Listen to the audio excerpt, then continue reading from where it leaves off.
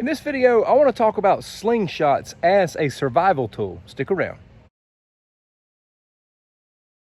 Full-blown confession here. I never picked up a slingshot because I wanted to get into the hobby of slingshot shooting. I don't do a lot of slingshot videos, but this is a subject I like to cover from time to time. I have reviewed a lot of simple shot frames just because I like simple shot slingshots. But I picked one of these up for the same reason that I picked up a firearm, a knife, a bow. They're all survival tools in my opinion. They can be wonderful hobbies. I just don't see any of those things that way. These to me represent a way to take out small game quietly. They also represent third world country firearms or apocalypse style firearms. Now the slingshot you're looking at in this video is the Fowler Sparrow design. This is the one Simple Shot puts out on their website. It's got the Simple Shot logo. I've just got like some goon tape on this for a little extra design, a little extra bling.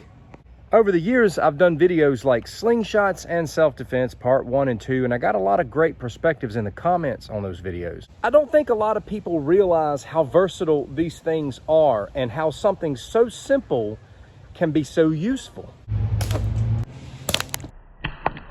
These can be set up light, these can be set up heavy. There's no such thing as a powerful slingshot. There's only powerful slingshot bands.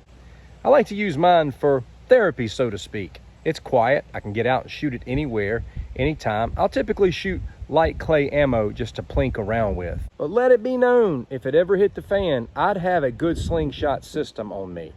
You can shoot some pretty heavy rounds with a slingshot. In the past, I've busted coconuts with these things using high-powered bands and lead. Which leads to a great question, and that is, do you think anybody would really joke around about getting hit with something that could bust a coconut? Slingshots can also be wielded quickly once you get them armed. Once armed, it's ready. When I think about warfare, I think about this simple truth. A tool that we use doesn't necessarily have to take someone out. If it buys you time, it's still valuable. Slingshots can do that. You can even run around like a wild man and shoot a slingshot. Imagine if somebody didn't see you, right? They were after you, they were in the vicinity, they were a threat. Imagine they didn't see you, and then you take a slingshot armed with some high-powered bands or tubes with a piece of lead or heavy steel. You pull that back, and you catch him in the dome when he doesn't expect it.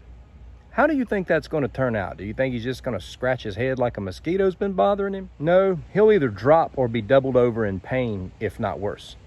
Daniel, that's such an apocalyptic fantasy. Why not think of scenarios? Why not think of what ifs? I'll have you know that a couple of years ago, a young boy rescued his sister from a kidnapper with a slingshot. Once you learn how to shoot a slingshot, you can become more instinctive. Breathe in. See it, nail it. Let's talk about hunting. Have I ever hunted with a slingshot? No, I have not. But I train to. I train to be able to by shooting small objects. Nail the peppermint on top of the pole. Let's try again.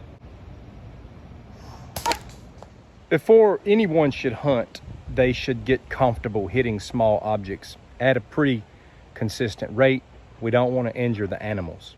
Truth be told, I'm only a good shooter seemingly up to certain distances. Probably 30 feet. 30 feet, I'm surgical.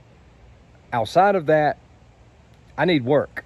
So you have to know where you're strong and where you're weak. If I'm going to hunt, I'm going to have to close the distance, which will increase the challenge. Outside of being a blast, the slingshot is a formidable survival tool, no matter where you live in the world. With the growth of my channel, I started doing channel memberships, very inexpensive, $2.99 a month. And basically, I'm going to be taking my members through constant tutorials of the things that I do. Various forms of marksmanship, hand-to-hand combat, survival, everything. And if you want to join, click that link in the description.